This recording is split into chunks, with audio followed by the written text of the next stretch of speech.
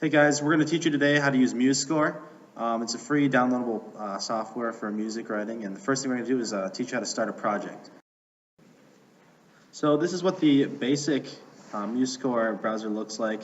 On the top, we got lots of options as well as on the sides, and we're going to teach you how to do some of those today. But the very first thing we're going to do is we're going to create a new score by going to the top left and clicking New Score. Here it'll give you the option to enter your title, so we'll enter CISC 200 and our composers, which is myself, Heather, and Rashmi.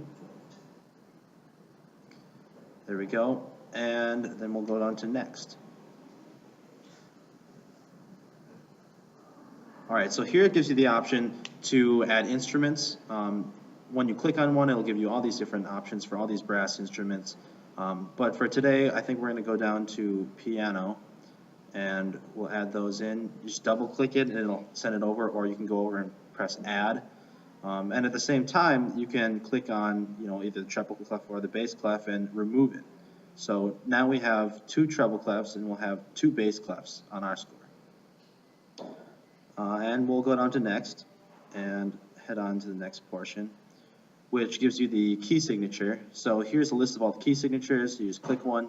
I think the key of F sounds good for today. And then it'll give you the option to pick your time signature. Just adjust it by clicking right there. You can have a pickup measure, which is very common in some music.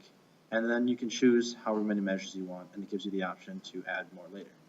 Okay, so here's our project. All right, the next part, an essential part to any music composition, is adding notes. So here's our score that we just created. You'll see that when we have that rest highlighted, when you click on these notes, it doesn't add a note. It actually divides the rest in different parts. So right now we're in quarter and eighth rests. And to add a note, you have to select the N. And then you click on a note, and then you can place it on the staff. So because we're in the key of F major, we'll just add a quick F major chord in the beginning onto our 4 parts. There we go.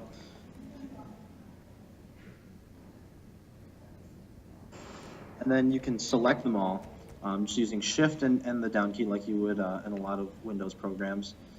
And copy them, paste them, all that stuff. You can change the note values. Right now we're going to highlight each individual note and make it a half note. And when you highlight the notes, you can move them up and down to change the note from an F to an A or anything like that. And one of the really great tools on this is to copy and paste. It makes things so much faster. So we just highlighted them. You can move all 4 of them at once using that same technique we just talked about. And that's a really great tool to speed up the project. All right, now we're going to add some accents and other markings. It'll make your music a little bit prettier, sound a little bit better. So we're actually going to go to a different arrangement. This is Too Close by Alex Clare. I'm sure you've heard it on the radio or something. On the left bar here, you can see that there's all these options. You just click on one. It'll show lots of stuff that you can add throughout the piece. Actually, let's go and we'll take a crescendo. When you place it over a note, there'll be a dotted line that'll go over that note to see when it starts to apply. So we'll add it there. You can double click it and adjust the size and length of that crescendo. Now we'll head to accents. There's an accent, and you can just place it on a note and it'll go above, and you can adjust it to make it a little easier for the musician to see. A great thing about this is that when you play it back, you'll be able to hear all of these markings. So you'll hear the crescendo, you'll hear the accents, all that kind of stuff. And we'll add some dynamics, which you'll also be able to hear when you're playing it back. Another great tool.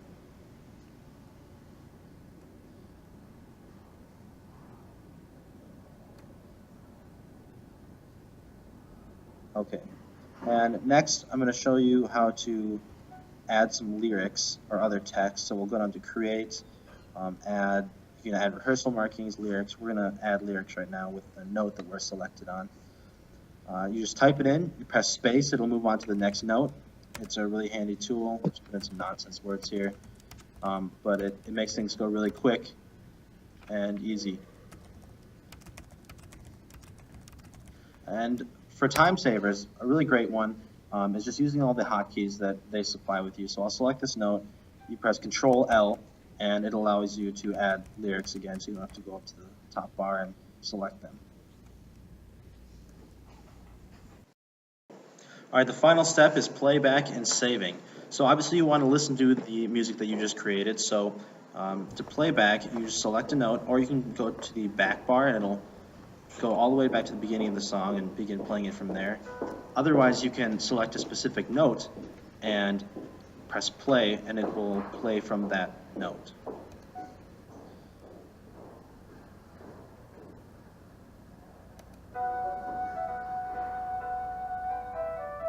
Okay, another tool we can use is we go to display up here, go to the playback, and you can adjust the tempo or the volume, or both.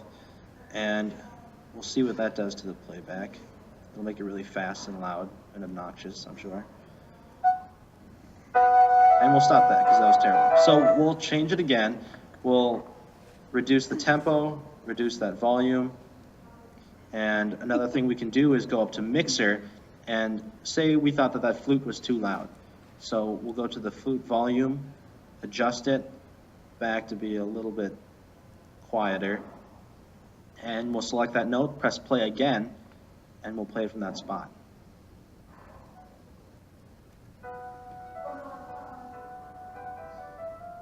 There, and all of the other volumes stayed the same but the flute. So now that we've created our project, we're going to save it, and you can save it either in the MuseScore format, or you can save it in a PDF, which is how you might distribute it to anybody that wants to use the music.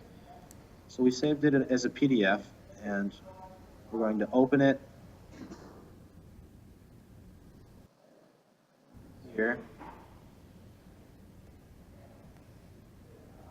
And here it is, ready for use by anybody who wants to. We added some measure numbers, some stuff that you can do in the formatting, page layout. And that's it. We hope that you enjoyed this tutorial, and thanks for listening.